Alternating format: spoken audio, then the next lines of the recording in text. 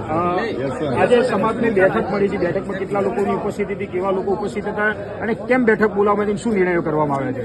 આજ રોજ હારીજ તાલુકાની સમાજની વાડી આવેલ છે.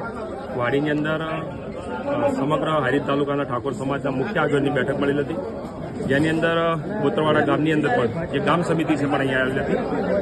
અમારા સમાજનું બંધારણ જે થયેલું છે એ બંધારણમાં ક્યાંક દશરથજી મારફતથી થોડી ભૂલ થઈ ગઈ હતી અને ભૂલ આપ જુઓ છો સોશિયલ મીડિયાના માધ્યમથી ક્યાંક વિરોધ થઈ રહેલો હતો. તો અમારી સમિતિએ અમને બંને પ્રતિનિધિને અહીંયા મોકલ્યા હતા અને અમે કાલે દશરથજીને અને એના સમિતિના લોકોને મળ્યા હતા અને અમને ભૂલનો સ્વીકાર કર્યો હતો. એ સ્વીકારનો આજે ન્યાય માટે સૌ સમાજ મળ્યો છે અને સમાજની વચ્ચે જે નિર્ણય થયો છે એ નિર્ણય આપની સમક્ષ મૂક્યો છે અને દશરથજી પણ એ નિર્ણયને સ્વીકાર કરે છે.